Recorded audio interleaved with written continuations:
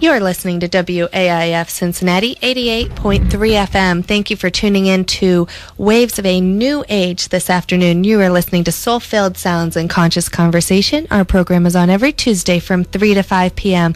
Thank you for all who are tuning in for the interview with Neale Donald Walsch.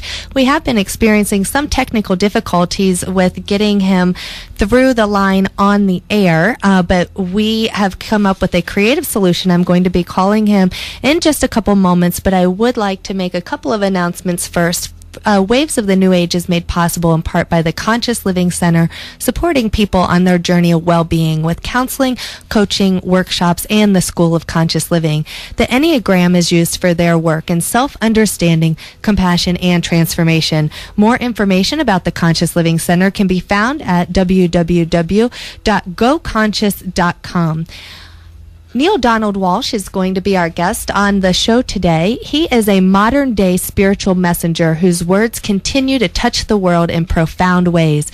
With an early interest in religion and a deeply felt connection to spirituality, Neale spent the majority of his life thriving professionally, yet searching for spiritual meaning before experiencing his now famous conversation with God.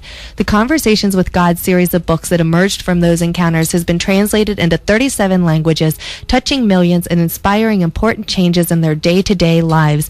Neale has written 28 books on spirituality and its practical applications in everyday life. Titles in the With God series include Conversations with God, Friendship with God, Communion with God, The New Revelations, Tomorrow's God, What God Wants, and Homes with God. His brand new book is The Only Thing That Matters, released in October of 2012. Conversations with God has redefined God and shifted spiritual paradigms around the globe. In order to deal with the enormous response to his writings, Neale has created several outreach programs, including the CWG Foundation, all accessible at the CWG portal and all dedicated to help the world move from violence to peace, from confusion to clarity, and from anger to love. Neale has experienced a hunger among the people to find a new way to live at last in peace and harmony, and he has sought to bring people a new understanding of life and of God, which would allow them to experience that. He has a home in Southern Oregon where he lives with his wife, M. Claire, who is a working poet, and they travel extensively throughout the world speaking to audiences and sharing the Conversations with God material. More information can be found by visiting neildonaldwalsh.com. Please help me welcome Neale to the program in just one moment.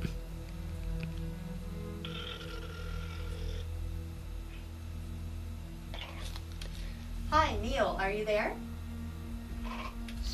Hi, I think we have it worked out. I'd like to welcome you to the program. Thank you for joining us today on Waves of a New Age. How are you this afternoon? I'm just wonderful. Thank you very much. Good. I'm so happy to have you here today. And I'm Tara Robinson, hosting the program this afternoon, and I'm co-hosting the show with Judy Peace, who is in the studio with me today and has been a fan of your work for a long time. And she has some questions on your original Conversations with God material. So, Judy, go ahead. Well, Neale, I want to thank you for hanging in there. Sorry, Judy, I'm having a hard time hearing you. You must be very far away from the microphone or the telephone. Oh, okay. We're going to have to do this a little bit different. Hold on just a second. Because I'm hearing Tara perfectly, but I hear you about 1/4 of Tara's volume. Well, then I'll just dance over here a little bit closer.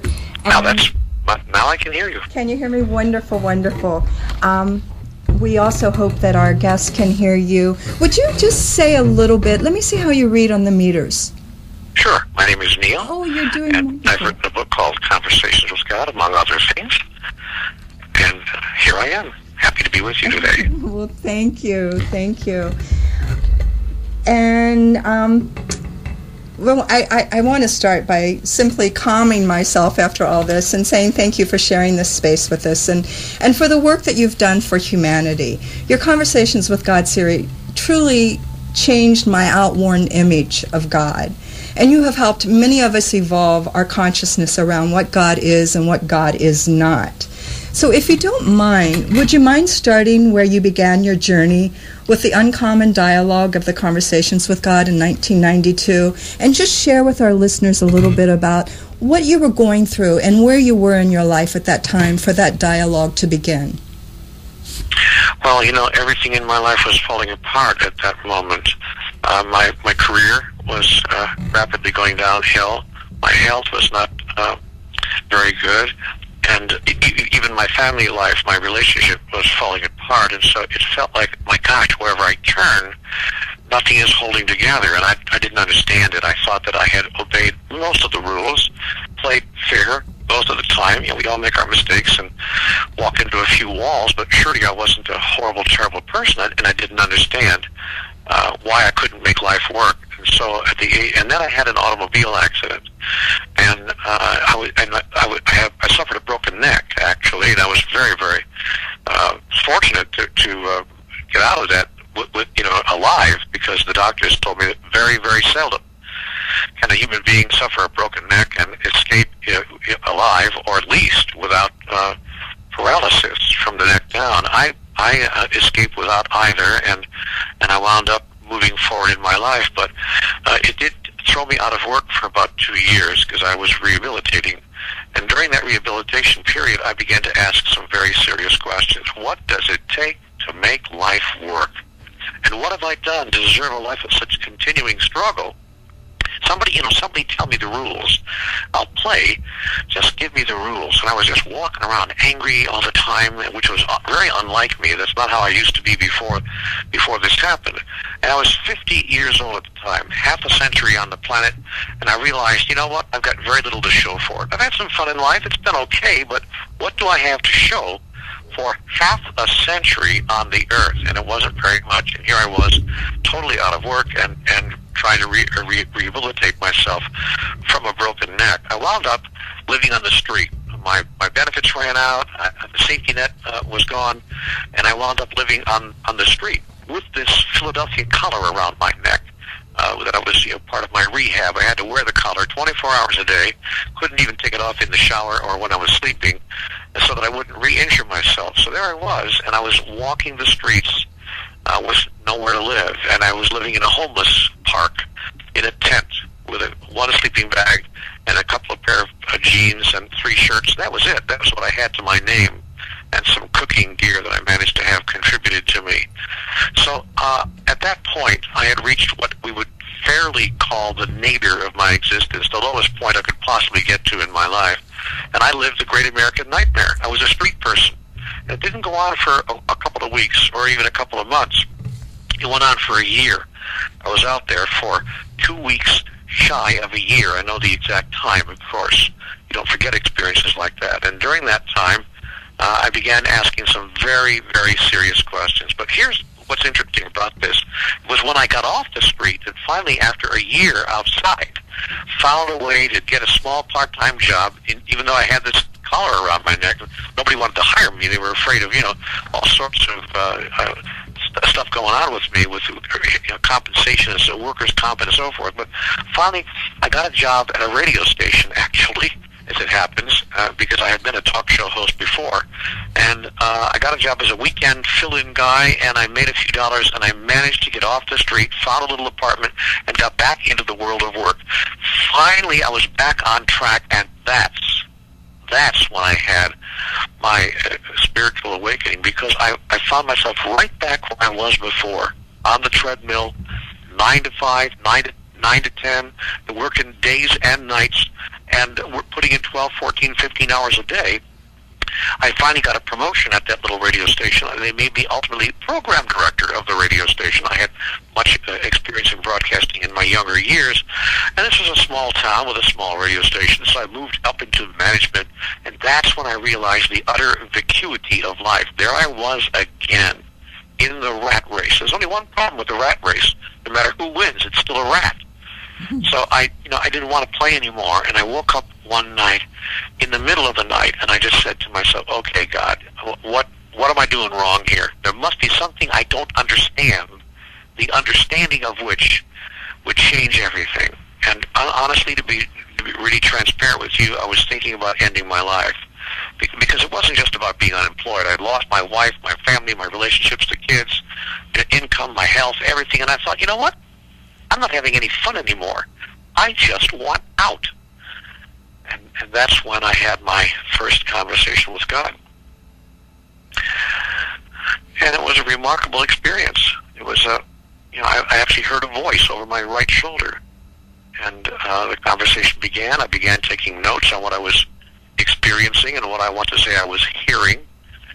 Soon that voice moved inside of my head and became part of an internal dialogue that went on for many, many years, has gone on until this very moment when I call it forth. And from that, the dialogue that you see on the books, there are now 9 Conversations with God books, has ensued. It's been read, who would think, who would imagine, but by millions and millions of people, translated into 27 languages, and when the first book was on the New York Times bestseller list for 2.5 years, which is craziness, but, what I really realized was, okay, the world is looking for the same answers that I was looking for. What does it take to make life work? And what have I done to deserve a life of such continuing, unending struggle? That's my story. Well, and I think you're about the idea that the world wanted the answers as well.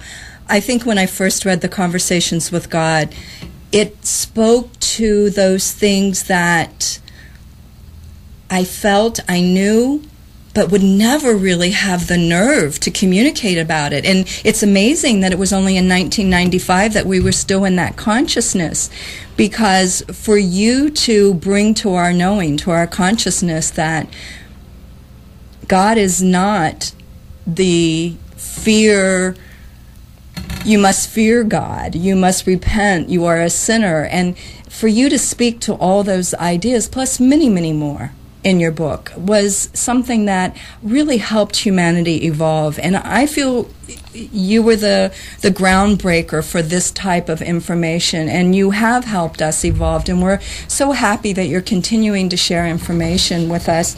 You are starting a series that you're now calling Humanity Series, and the one that is the first book is The Storm Before the Calm, and it deals with some political, economical, and spiritual transformations, and asks us, or shares with us personally, what it is that we can do. And then you have moved on to The Only Thing That Matters in your second book. But one of the things I'm wondering is, why do you call this one the Humanity Series? It's called the Conversations with Humanity Series, as opposed to the Conversations with God series.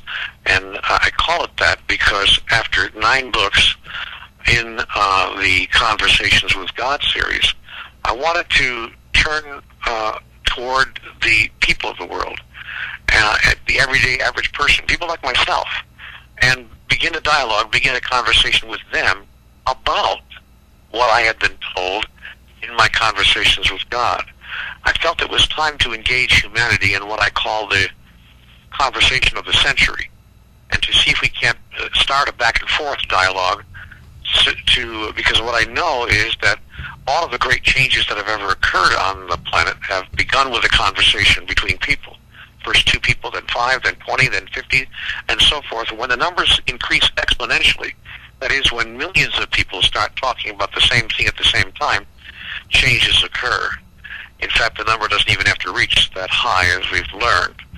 So my intention was to begin a conversation with humanity, which is why I call it the Conversations with Humanity series, in which I will share with people and engage people in a dialogue. That is, these books are different from the other books. They are what I call two-way interactive books. You can read them, but you can also go to locations on the internet and interact with them line by line, page by page, chapter by chapter, if you wish. And people are now doing that with The Storm Before the Calm. And The Only Thing That Matters, they just go to a website that I've created called The Global Conversation. And when you go to theglobalconversation.com, there you find an opportunity to interact with regard to the contents of the book. That is, if you're reading a chapter and you don't agree with it, or you have questions about it, or you'd like to share something about it with me, the author, you can interact with the author of the book right then and there, back and forth. And I respond. So that allows the book to become more than a one-way communication, but really a conversation with humanity. That's why it's called the Conversation with Humanity series. Thank you. And again, that website, if people want to connect with that, is Global Conversations. No, actually it's not. It's theglobalconversation.com. Okay. The Global, because if they go to globalconversation.com, they won't get there. So okay, good. The website is theglobalconversation.com. Well, thank you.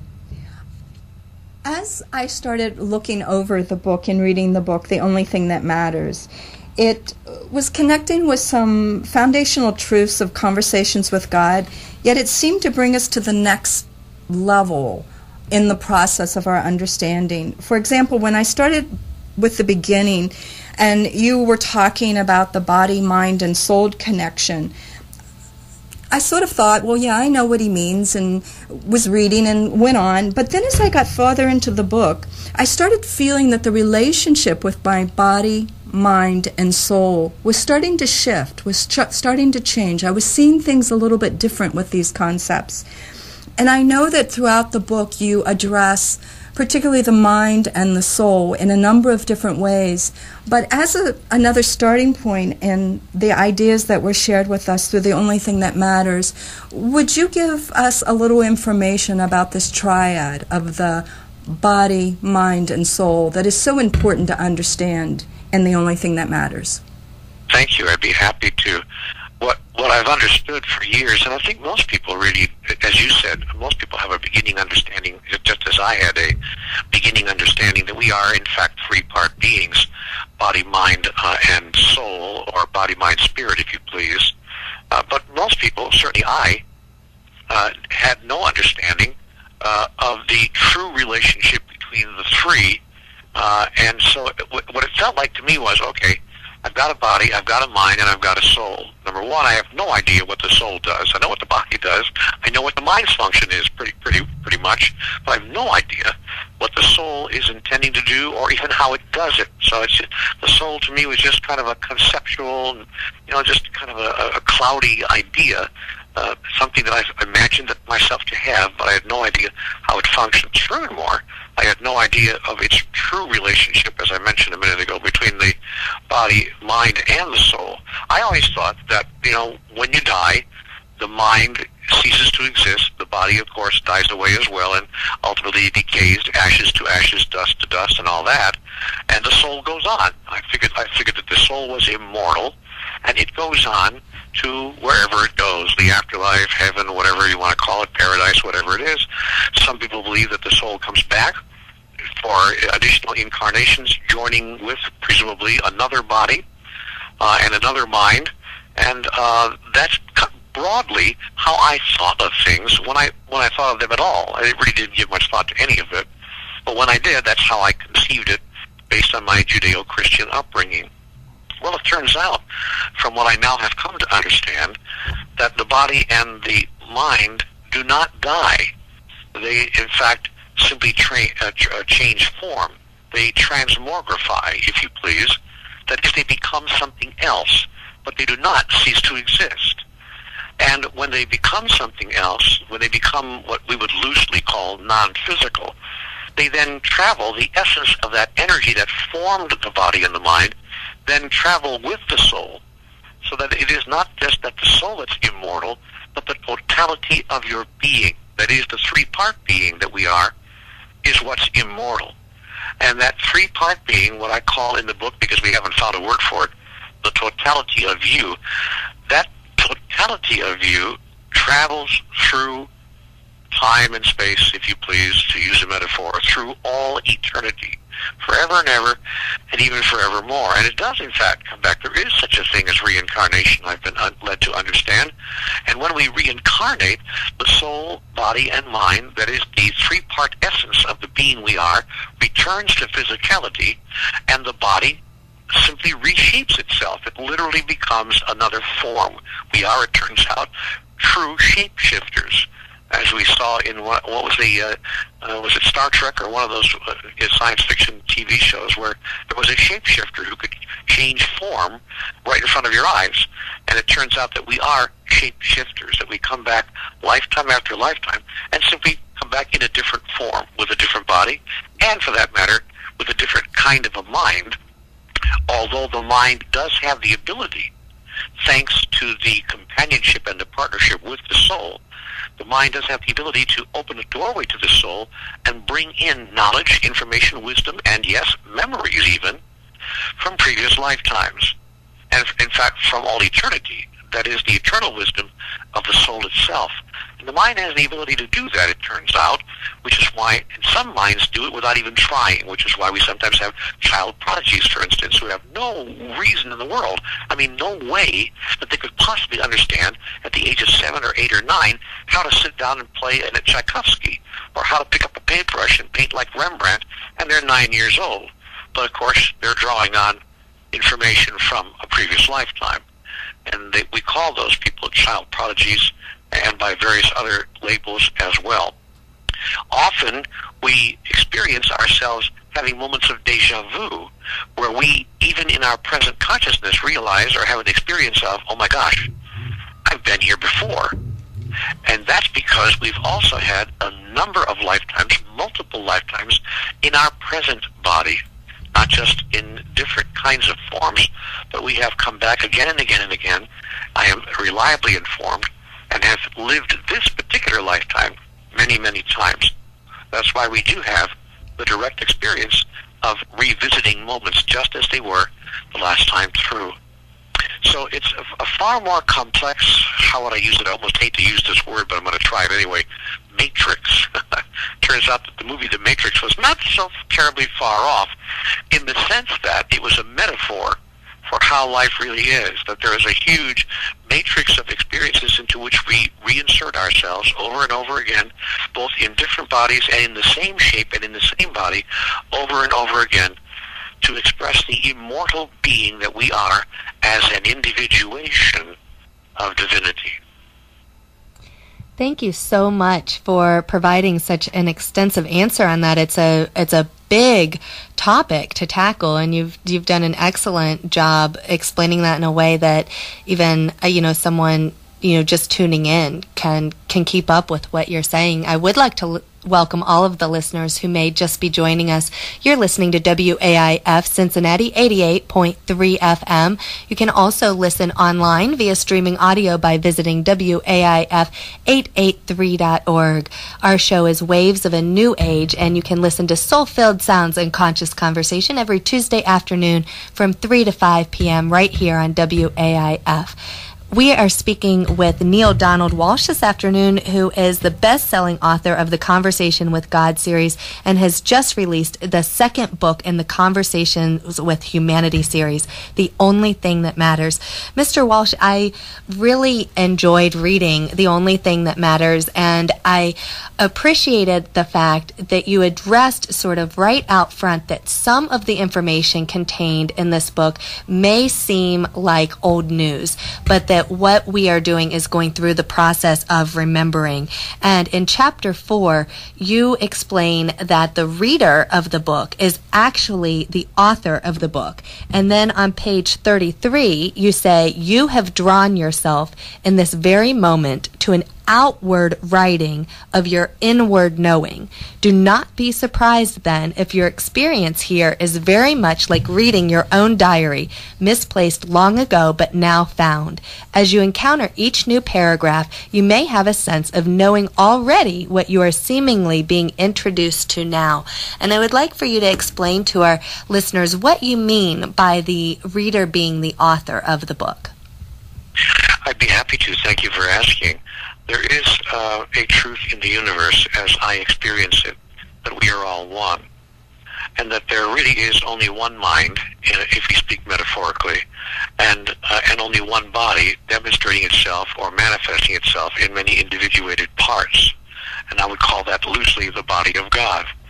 So if that's true, and I believe firmly that it is, Conversations with God, by the way, years ago, 15 years ago, said to me in the very first book, there's only one thing. all things are one thing. There's only one thing, and all things are part of the one thing there is. And I have understood that to be functionally as well as conceptually true for these 17 or 18 years since the first book was given to me. So I have understood then that there's only really one mind speaking to itself and through itself, as itself, about itself. That life is a process that informs life about life through the process of life itself. So in a very real sense then, we have ways of communicating, if I could put it again metaphorically, communicating with ourselves. That is, we remind ourselves, we're talking to ourselves all the time, and there are many, many ways that we do this. We're led, for instance, to just the right book at just the right time in our lives. And it looks, for all the world, as if someone else has written that book. But in fact, if we expand our consciousness to include the possibility that there's really only one of us, then in the largest sense, we're writing the book to ourselves. And that's why many people read my books. In fact, you know what? The comment that I've heard more than any other single comment in response to the books I've written is this. People write me emails and letters right and left saying the following thing. You've written my book. I already know this. Everything you've written, I'm already knowing I agree with it. I find my head shaking yes, yes, yes, yes, yes, to almost everything I'm reading here. The only thing that's different is you put it in writing. You put a book out saying it, and I've been waiting for years to see if anybody agreed with me. Well, so people are not surprised when they read my books to find out that it is very much like reading their own long-lost diary. That someone picks it up and says, wow, here it is in writing. You know, I remember knowing this, which is an interesting turn of phrase. I remember knowing this. And so what happens is that people are reminded of what they already knew, what they've always known. And then they get to step back into that remembering and to decide again, do I choose in this day and time to live my life from that place of remembering, or who I really am, or do I wish to step back into the illusion of who I am not and live from that place? And that's the choice that I think humanity is now making as a collective. That is, our entire species is making that choice right now. I make the point in the book that, in fact, it's the very first paragraph of the book, that says 98% of the world's people are spending 98% of their time on things that don't matter. And I have observed that to be profoundly true. We just go through our day and we just get so caught up in the little tiny dramas of our day. I missed my hairdressing appointment. I didn't pay the bill on time. We're having a dinner party next week and I'm not anywhere near ready, etc., etc. Those are all very lovely. You know, it is what it is. Nothing wrong with it. It's not morally or spiritually wrong. It's simply irrelevant. Just simply irrelevant to the reason that we came here to the earth. Now, if a person decides to spend their time focused on the reason they came to physicality, the reason they took a body, they will still be going to dinner parties, having hairdressing appointments, and doing all the other things that they're doing, paying their bills and so forth. Those things won't stop, but they will be experienced in an entirely different way, because they'll be done for an entirely different reason. And the reason will start doing things that is our, as the French say, our raison d'etre, our very reason for being, will shift dramatically. And that will produce a different outflow of energy from us into life itself. So, as I said, we'll find ourselves doing the same stuff. We still get up in the morning and go to work. And we interact with the world the way we do. We have our dinner parties and we do what we do. But we will be doing them from a different place of mind, from a different place of soul, from a different place in our heart, and that will create a whole different experience of ourselves on the earth. What we'll notice is that people around us will see this, and they'll come to us and they'll say, what's going on? You seem more peaceful, you seem more joyful, you seem more together than I've ever seen you before. What's going on? and then you get a chance to tell them, I've simply discovered the only thing that matters. That's the information that you're sharing is so important. And as you talk about, I remember knowing this, I think about even in basic human psychology that we have an understanding that information needs to be presented to us. I think it's 3 to 5 times before we really begin to commit it to memory.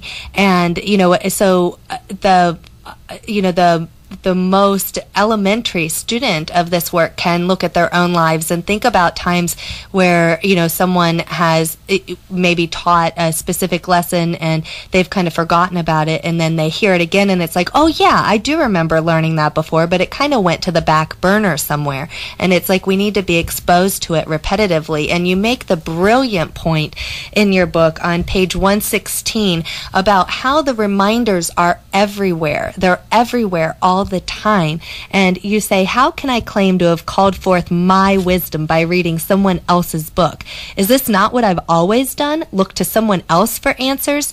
The response offered here, perhaps it is what you have seemed to have done in the past, but it is not what you are clear that you are doing now. This is different. Now, in this moment, you are aware that when you actively call forth wisdom from within, it shows up in 100 different ways across 1,000 moments. The lyrics to the next song you hear on the radio, the message splashed across the billboard on the next highway you travel, the chance utterance in the next conversation you overhear, or of a friend you just happen to run into on the street. So really the point you're making is that we are talking to ourselves all the time, and that key is awareness and staying awake to receiving the messages and being reminded of what we already know. I think that we're involved in an interactive reality. That is, I think that the individuated parts of us interact with the other individuated parts of us to harmonize with and manifest the desires of the whole. And so that if I have a desire to open my mind to a particular answer, especially if I'm really desperate about it, desperation is an interesting energy. Why does my life have to be this way? If I'm open to what's going on around me, I will find that I have literally called forth the answer.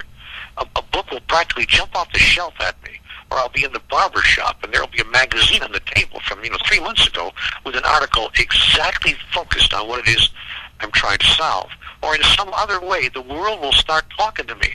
I'll turn on a television program and find something I hardly ever watch, and there they are talking about what I'm looking at. Or in some other way, as I said, sometimes, just as you mentioned, the lyrics to the next song you hear on the radio, and there it is. Somebody wrote a song a year and a half ago. Some lady is singing it on the radio now, a year and a half later, and I'm listening to it, and I'm thinking, my gosh, that lyric line is just exactly what I needed to hear right now. Most people have had that kind of experience. I don't know very many people who have not. Most of us have gone through our lives sometimes encountering deep questions or deep frustrations or deep anxiety or deep fear, and suddenly we will call out to God, can you just give me some kind of response here, some kind of an answer? And we literally call it forth. And within days, something will pop up in our reality. And we think, oh, coincidence, serendipity, On the other hand, what it really is a conversation with God, which is the point that's made in all of the Conversation with God books, and the point that is reiterated in The Only Thing That Matters. And the beginning of this journey to connect with the only thing that matters, you mentioned, was willingness. And how do you feel about that moving into our consciousness and being really truly willing to start taking these steps towards understanding the only thing that matters? As you said, so many of us walk through life doing all the things that we do, yet we lack the awareness of walking the journey of the soul. Well, willingness is the beginning of all of it. If we're not willing, then nothing can happen, because life is a response to our will. Really, willfulness, in a manner of speaking, is the most powerful gift that we've been given in this life. And if we're not willing for a particular thing to occur, much less if we're not willing to embark on a long-term journey that is our own evolution, consciously, that is. Of course, we can't avoid the journey, but we can avoid doing it consciously. If we decide that we are unwilling to consciously engage the process, we will not. We simply won't. People will come to us right and left. We'll see those books in the bookstore. We'll see those, billboards on the side on the highway, and other things will happen, and we'll just ignore them, or we won't even be aware of them. We just pass us right by, because we're like a horse with blinders, and we can't even see. We don't even notice what's to the left and to the right of us because we're wearing blinders. So willingness to sit down and say, okay, I'm willing to. Let me give you one example. I often say to people, are you willing to acknowledge that there may be something you don't fully understand about God, the understanding of which would change everything? Well, it's a remarkable thing, but there are thousands of people who are not. They'll look at you directly and quite sincerely, and they will say to you, no, I'm not willing to acknowledge that, because there is everything. Everything I need to know is right here in the book. Neale, stop blaspheming and just read the book. All you need to know is in the book. And I say, okay, what book are you talking about? And they say, well, of course it's the Bhagavad Gita. Oh, I'm sorry, it's the Book of Mormon. No, I mean, it's the Upanishads. No, it's the Talmud. No, it's the Bible. No, wait a minute. It's one of those 246 scriptures on the planet. And by the way, there are 246 holy scriptures on the planet. So if you're a Roman Catholic, you believe that the Catholics has the one true religion. On the other hand, if you're a Jehovah's Witnesses teaches that theirs is the one true religion. And, the list goes on and on. So it's kind of like pick a card, any card. Pick a card from the deck. But if you pick the wrong card, you're going straight to hell. The world has finished with that kind of theology. We're really done with this idea of a punishing, damning, elective, and selective God who says we can only come through one eye of one needle, and any other way will be thrown into the everlasting fires of hell. I mean, help me out. And I'm so glad that we are done with that mode of operating, for sure. Now, I wanted to kind of get down to the nitty-gritty of the book, because, of course, the burning question of everyone who is listening who hasn't read the book, the title of the book is The Only Thing That Matters. So I want to, be sure to address, the question of what is the only thing that matters. And before we get to that answer, I would like to talk about the most important question that you can ask, because I found that fascinating in your book. On page 53, you say, completion is the goal. It is the brass ring. It is the holy grail. If the agenda of the soul is to reach completion on its sacred journey, and it is, there is only one question in life that is truly important.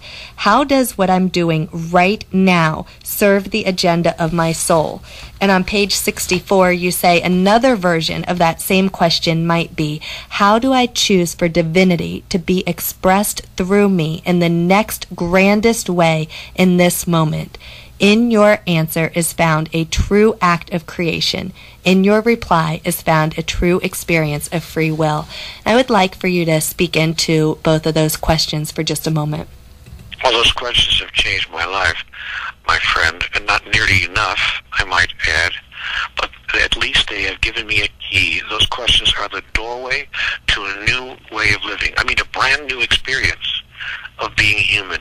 If I am willing to keep those questions in front of me, I'm seriously having an idea to have them tattooed on my left wrist, or at least have them engraved on a wristband, that I can bracelet that I can wear and see all the time, because I need to remind myself of those questions at various junctures throughout my day. If I can ask myself that question, or some form of that question, at the various turning points of a single day, much less a life, what does this have to do? What does what I'm doing right now have to do with the agenda of my soul? If I can look into the moment and see each moment, getting caught in a traffic jam, hauled into court for failure to pay a bill that I forgot about, or whatever it might be, whatever is going on, a disagreement with my spouse, or good stuff for that matter, wonderful experiences, don't have to be all negative. If I'm willing to look, this is willingness again, if I'm willing to look deeply into the moment at hand, and then ask myself a question, what in what way, in what form or shape do I choose to insert my expression of divinity right here, right now? If my job here, it may not be, but if I decided that my job, my intention, my purpose in life was to express in its complete form that which I understand divinity to be right now, what would that look like? What would I think? What would I say? What would I do?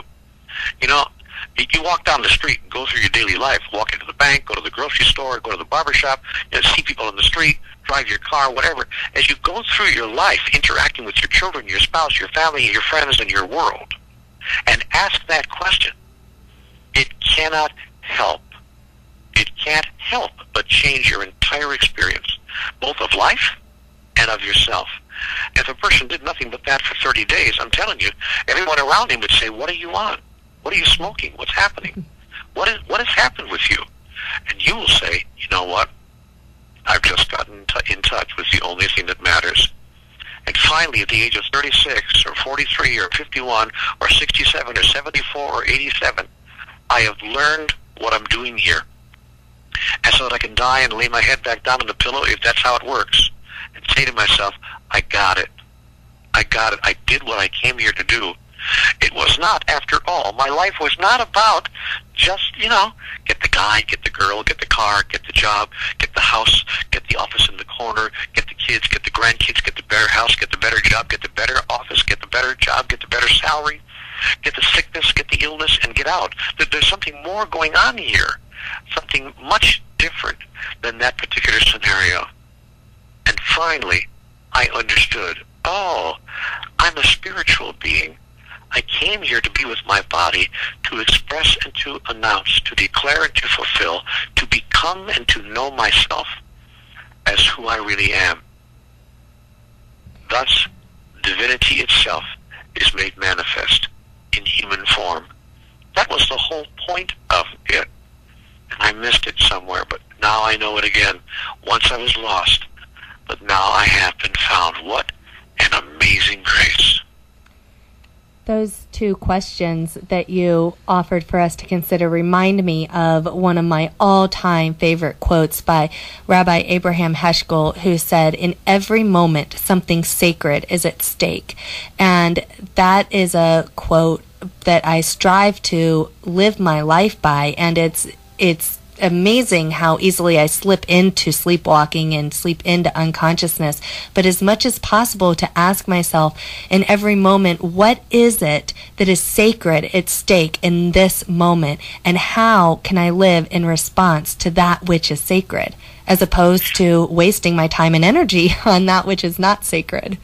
Yeah, that's a wonderful quote. I love that. I've never heard that before, and my gosh, talk about driving to the heart of the matter. But we couldn't hold life in that way. That is, we couldn't step into a contextual field in which such a question would have meaning if we didn't understand truly who we really are. That is, we have to make a fundamental decision. Most people have to, ultimately in their life, have to confront a fundamental decision. Who am I? Am I simply a creature of biology? Am I simply a chemical process? That is, am I one of many multitudinous life forms in the universe, but nothing more than that?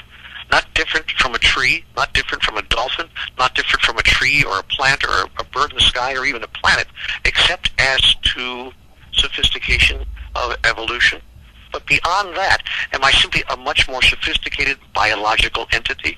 Because if I am, I will live my life in one particular way. On the other hand, if I'm something more than that, if I'm more than simply the result of a chemical process, more than simply a biological entity, if I am in fact a spirit with a body, then I needs must ask a crucial question. What am I doing here? If I'm a spirit with a body, why?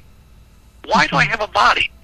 Now, organized religion, that is Orthodox theology, not all of them, but many of them, postulate that we're here because we got thrown out, that we were spirits, and we got thrown out of the spirit world. That is, we were kicked out of the Garden of Eden, if you please, metaphorically speaking, and perhaps not, maybe actually speaking.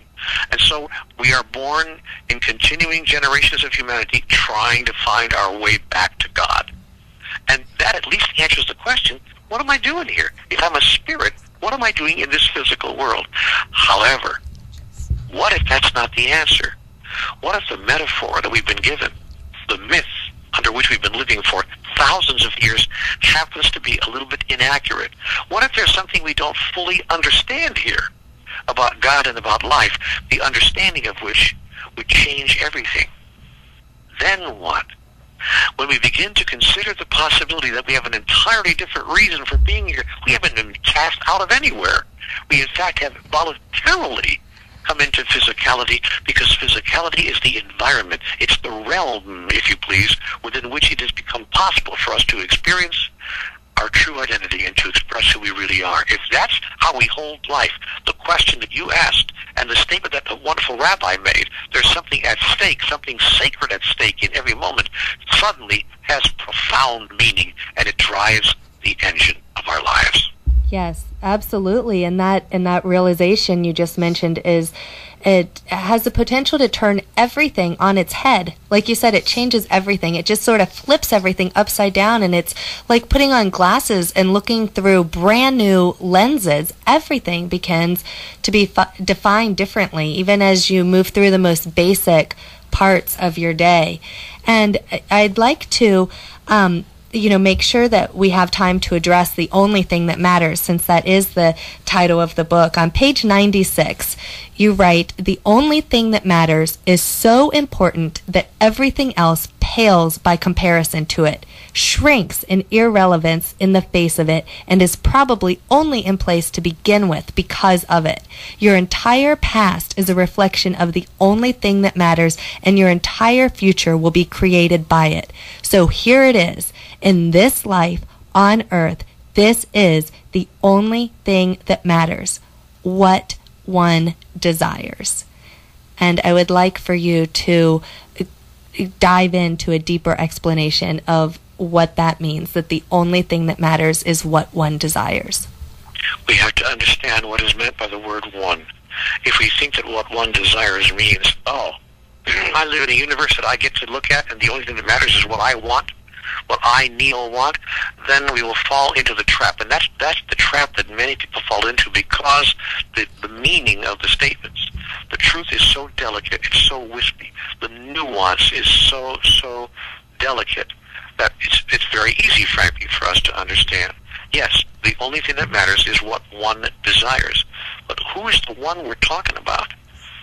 I'm, in the book, talking about the one, the only one there is, with a capital O. When I talk about what one desires, I mean the one that there is, which in my vocabulary I call God. What God desires, what the one desires, what the whole being that we are desires, that's the only thing that matters. And what is that? What is what one desires? What is what the big one, the big one in the sky desires? What does God desire? What does divinity seek and desire? Divinity seeks and desires the full and glorious, wondrous and continuous, unending and ever-expanding expression of itself. Life, if you please, desires more life through the process of life itself. And our opportunity as an individuation of life, as an individuation of divinity, is to decide from moment to moment how we can reach completion, how we can completely express at the highest level that any moment allows and makes possible, given our level of consciousness in that moment, our understanding of divinity. What does it mean to be divinely compassionate? What does it mean to be divinely forgiving? What does it mean to be divinely understanding, divinely patient, or divinely wise in this moment, right here, right now? We find ourselves, therefore, creating the right and perfect people, places, and circumstances, and inserting ourselves in those situations with those people in order to express and experience the next grandest version of who we understand ourselves to be. Life, therefore, is a process by which we get to experience the divinity that we are relative to everything else around us. Therefore, as all great teachers have said, not little old me, because I'm not a great teacher, but the great teachers have said, judge not, and neither condemn, and raise not your fist to darkness, and curse the darkness not, yet be a light unto the darkness, that you might know who you really are. Now, masters who have done this have shown the rest of us what's really going on. That's why we call them masters. That's why we call them blessed. That's why we call them saints and sages and gurus, because they have understood deeply exactly what is happening. And so we say to people who are still in confusion, bless, bless, bless those who persecute you, and love your enemies. And when a man slaps you on the right cheek, turn and offer him your left. That's what divinity would do. And when a man asks you for your coat, give him your shirt as well. And when a man asks you to walk 1 mile with him, go with him twain. This is not New Age. We've heard these wisdoms for thousands of years. The question is not, when will we listen? The question is, when will we live what we've already understood? Each time you speak, I'm here going, oh my goodness, yes, yes, yes. The eternal yes is flowing in. Thank you for sharing your deep insight, and you are so extremely enthusiastic to and inspiring to listen to. It's been such an honor to have you here with us today. One of the things that, as we're ending out, I'm wondering, what can you share with us about, we feel that we are in a time of shifting consciousness, and that we are changing things, and yet we see the polarities take an extreme. So we look around and we're not really sure what's going on. We're aware that we're on this soul journey, and you help explain it in a way that touches the heart and allows us to really connect with that knowing. But could you speak to us a little bit before you go about what our journey is right here at this time, about bringing the awareness of our soul and expanding consciousness? I believe that we are, as a species, collectively engaged in what I have called the overhaul of humanity. But that doesn't mean the destruction of humanity. It means the overhaul of humanity. To overhaul something does not mean to tear it apart and toss it away or render it inoperable, but in fact quite the contrary.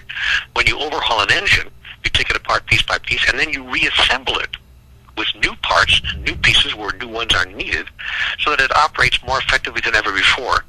And that's what's happening right now on the planet, as I see it in this particular period of our evolutionary process. We are moving through the overhaul of humanity. My estimate is a 30 to 50 year period, which is, of course, the blink of an eye on the scale of the universe. And during this 30 to 50 year period, which we've already entered, by the way, we have just started, we've been going on for about 10 or 12 years, that we are, and that's why, by the way, the year 2012 was so momentous, because even thousands of years ago, there was a sense of something's going to happen around this point in time. And of course it is. It's cyclical. It happens cyclically on this planet and in the universe in general.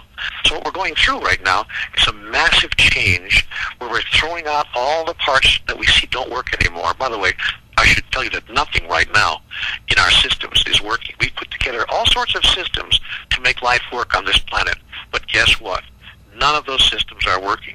Not our political system, not our economic system, not our ecological system, not our educational system, not our social system, and not our spiritual system. None of those systems have produced the outcomes for which we had yearned. As a matter of fact, it's worse.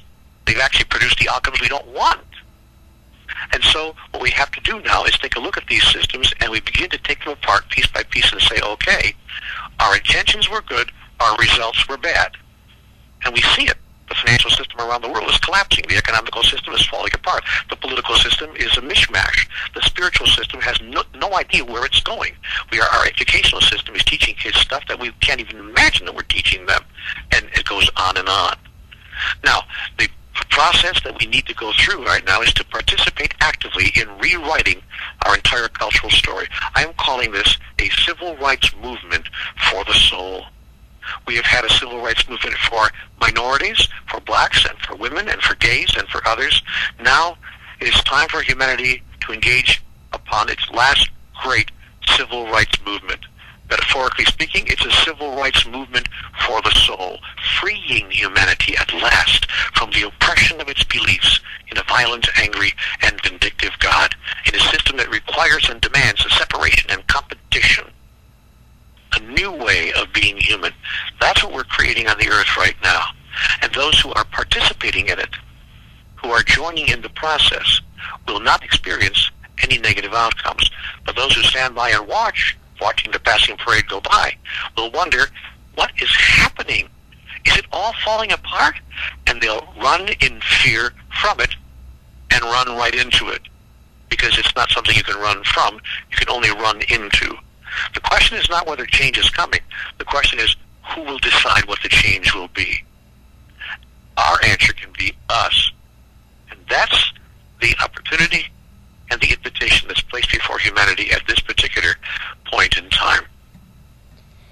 You know what I love so much as I listen to you speak? It's affirmation again and again when guests appear on this program, that they're all saying the same thing in different ways. And last week, Rana Prince, who was the producer of Sacred Journey of the Heart, which is a spiritual documentary recently released featuring Greg Braden, Mary Morrissey, and the whole gang, she does such a beautiful job of painting a picture of what the world is going to be like when we live from a heart-centered place. And I told her that my answer to the question now, when I'm asked, if I could travel to anywhere, where would it be? My answer now is that I would love to just travel right here to Earth 50 years from now, because the movement that is happening is so amazing and so beautiful that I think it's going to be a glorious place to reside. And I can't wait to watch this all unfold. And I'm so appreciative of the voice you are in the midst of all of these important changes. In many ways, you are the grandfather of this whole movement. And it's been an honor to have you on our program this afternoon. Thank you so much for joining us today. Thank you for asking me. It's been lovely to be here with you, and I appreciate the opportunity to share some of these ideas with the many people who listen to your program. Thank you. Well, Neale, just one more thing as far as the people that listen to our program. Actually, Ways of the New Age sponsored Conversations with God movie years ago, and when we did, we were the #1 attendee for the film in the world. And we just want to let you know that that's the type of consciousness that is in Cincinnati, and many people were very much looking forward to this interview today. So I'm glad you hung in there with us, and we got you through. So thank you, thank you. Thank you very much, my friend. Again, it's lovely to be here, and I appreciate the opportunity. Thank you. I hope you have a beautiful day. And again, thank you for hanging in there with us and for the bumps getting you on the air at the beginning. You were so gracious and so patient. And that's exactly the type of response I would have expected from someone who wrote The Only Thing That Matters. So thank you very much, and have a beautiful day. Lovely. Thank you. Goodbye for now. Goodbye. You're listening to WAIF Cincinnati 88.3 FM. You're tuned in to Waves of a New Age this afternoon. You're listening to your hosts, Judy Peace and Tara Robinson today. We just concluded our interview with Neale Donald Walsch, who is one of the iconic figures in the new movement of spirituality, and he is one of the many resounding voices that are all saying the same thing, that we are entering a new time in history, and we so appreciate all of you who are tuned in and catch the wave with us every Tuesday. Thank you for catching the wave and helping us to usher in this new age of consciousness, which we are all talking about, one defined by truth, love, peace, joy, and harmony. Judy, let me see if I can get you turned on here. Wasn't he great? He was great. It was absolutely It was absolutely wonderful. Hold on, you're not on. Try again. Hello. Now, isn't that funny? He used this mic the whole time. He did. And Here, share this one with me. Just share this one. Tara and I have already been up close and personal through this whole interview, so I guess this will continue to be the situation. We're being asked to pull just a little bit closer, and you asked me what it is that I thought about the interview with Neale. What can I say? Each time he spoke, he just took me to a level of consciousness and awareness that my soul was dancing and saying, yes, yes, yes, yes. I would love to be able to articulate the wisdom that he has. He's very, very inspiring. Sometimes, people come around and we think that's a very insightful, inspiring person, and then you put them on a pedestal and you think, well, okay, well, maybe I really shouldn't be putting them on a pedestal. But some people have such connection that the energy of who they are just truly flows, and he is one of them. The interview, even with its beginning, was really more than I expected. I'm very inspired by the conversation with him, and thank you so much for continuing to do such a wonderful job and bringing these teachers to Waves of a New Age, where our community gets to connect with these people firsthand and tune in. Like my neighbor, I even said to her, Rosemary, if you're listening, I even said, oh, Rosemary, it's like our community. You are going to tune in. And she's going, yes, yes, so it's our community. Mm-hmm. And you're helping hold that energy, and you're doing it on such a high level. Thank you so much. Oh, well, Judy, you started it all. Just like I was saying to Neale, he's like the grandfather of this whole movement with Conversations with God, and you're like the grandmother of all the amazing things happening here in Cincinnati. You've just been around for ages and have always stepped out in a big way and held space on the air here with Waves of a New Age since 1988. Do you know how that is a long time? When we talked the other day about when you graduated, I actually did feel like an elder again. So thank you so much. I appreciate it. But one of the fun things is that no matter what age we are now in life, is all of our consciousness, each one of us individually is open to the same information. It doesn't matter what age you are, your heart, your mind, mm-hmm. we're connected to the same source. Mm-hmm. And that is the fun thing about mm-hmm. all of it as well. It is. It really is. And, we live in a fabulous community here in Cincinnati. There's a really, I don't quite have the words for it because it's sort of elusive to me, like this amazing energy vortex. I've heard some people, indicate that it might have something to do with Serpent Mound being located in such close vicinity. But whatever it is, I am on a mission in 2013 to really call it up and out of the community of Cincinnati. That we're on a mission to be seen and be heard here, that there is an underlying, it's kind of like a quiet energy, that we are like a little Asheville or a little Sedona, but it's time to be seen and be heard as an Asheville or a Sedona. Well, one of the things that I've heard before is like the grid. On that grid, we are the heart center. And looking at it astrologically, I know that Cincinnati itself is a Capricorn town, and Capricorn is where wisdom can be held, and it has a Sag rising, which is where philosophies and higher truth and wisdom and knowledge is formed.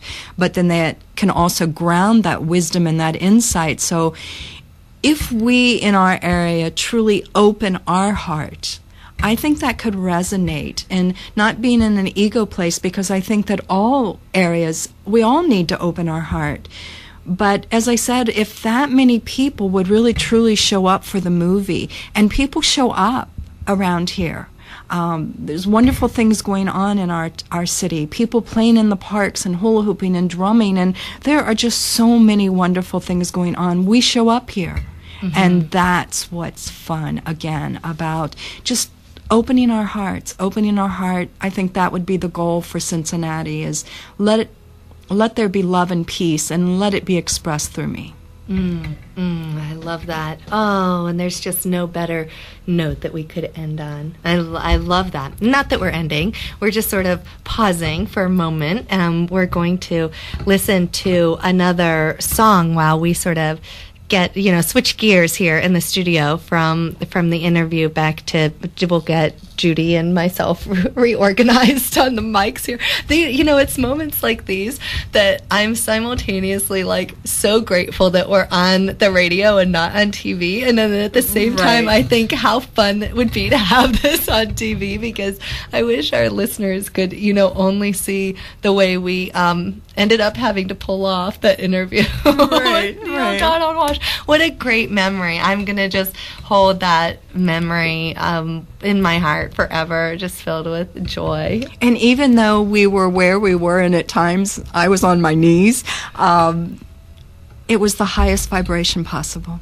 Mm-hmm. Which is so fun. It really was. Yes. It was. It's been so great to have you here. And I do want to just remind all of our listeners about some logistics. The book we were specifically discussing is Neale Donald Walsch's brand new release, The Only Thing That Matters. It is book 2 in the Conversations with Humanity series.